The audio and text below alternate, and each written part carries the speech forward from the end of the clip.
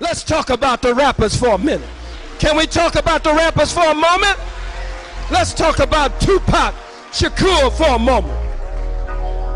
Tupac Shakur is a child of the 60s. Tupac Shakur, born out of the spirit of the revolution of the 60s.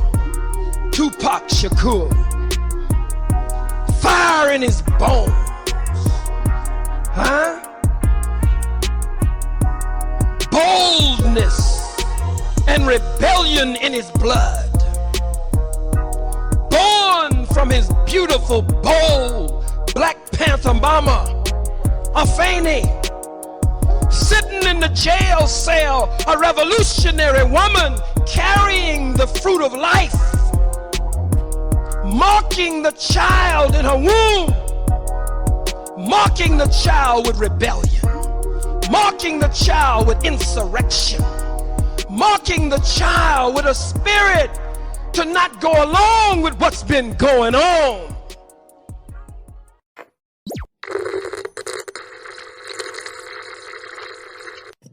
Beat me, young G, with a gift again. Steady mugging me until they kill me. I'll be living this life. I know you feel it. There's so much pain. Pac was my guy. Yeah, I saw him 15 minutes before he got shot. 15 minutes. They had stomped dude out and they came through the MGM Grand. I'm at the Betty Boop bar because that's where all the pimps hang out at.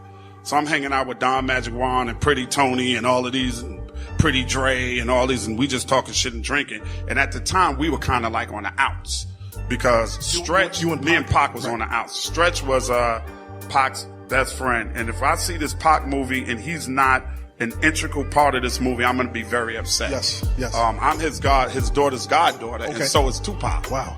And Stretch had gotten killed in Queens, and at the time, Stretch was right next to him when he got laid down in the studio.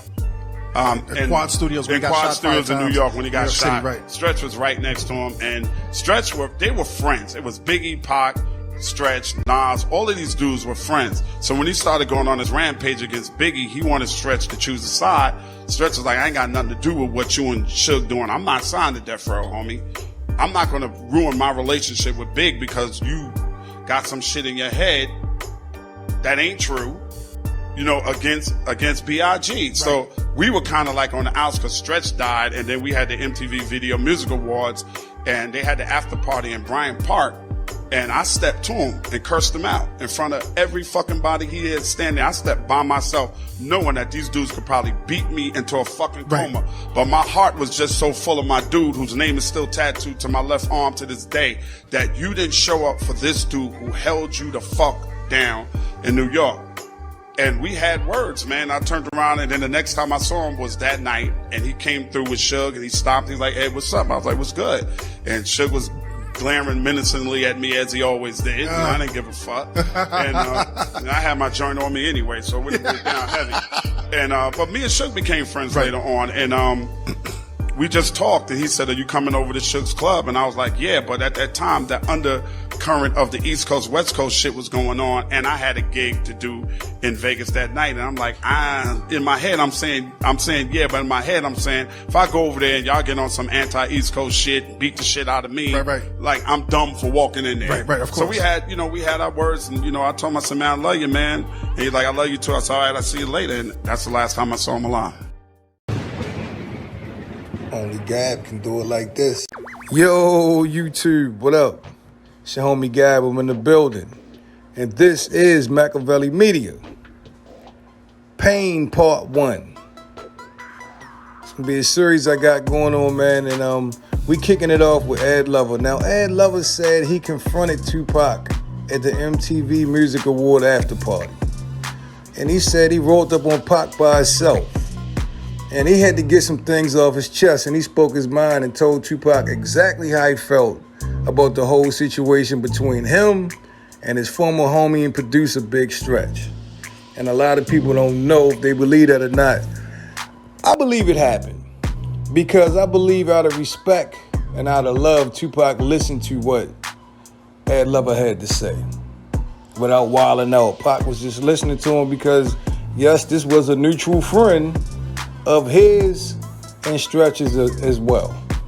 So Pac listened to Ad Lover, and Ad Lover just said he told Tupac, look, man, Stretch held you down when you came to New York, and you know, he didn't deserve you to be mad at him for what you was mad at him over. These are Ad Lover's words, right? But in that, he said that Stretch told Pac, I don't have to be mad at Biggie because I'm not signed to Suge or Death Row. And I'm like, whoa. What was he trying to indicate? Like, Tupac just mad at Biggie because Suge had a beef with Puffy? That was just wild. But he also said, man, that, you know, after that, he saw Tupac at the MGM. And Tupac invited him to Club 662. And he was like, Pac was like, come on over, man. Come on, hang out with us. And he said he was kind of apprehensive because Sugar just eyed him up, and there was a lot going on with the whole East Coast and West Coast thing. And he said he decided that that wouldn't have been a good look or a good idea on his part to go check out what Pac and them had going on at Club 662. It's just a wild situation because Ad Lover made no secret that Tupac was his boy and he loved Pac. And, you know, I remember Pac being on Yo MTV Rap several times, right? But he also makes it very clear that his loyalty and, you know, his allegiance was with his boy Stretch. You know, he made that very clear that he loved Big Stretch.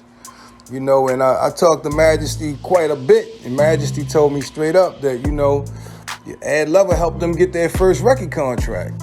It was just wild to hear Ad Lover say he actually rolled up on Tupac in front of all the Death Row folks and the Jersey dudes and, you know, spoke from his heart.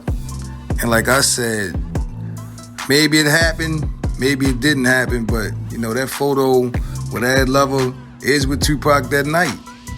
And, you know, I believe it happened because, like I said, Pac had a relationship with Ad Lover, and he never accused Ad Lover of anything. So he probably let Ad vent, you know, get some things off his chest. Just a sad and wild situation, man. But tell me what you think. Leave your thoughts in the comment section. Don't forget to sub to the channel. This is MAKAVELI Media. It's been a pleasure as always. I'm your homie Gab. I'm signing off. I'm about to hit y'all with the peace. Street fame, it's a deep game, and my mama always crying, yeah, there's so much pain.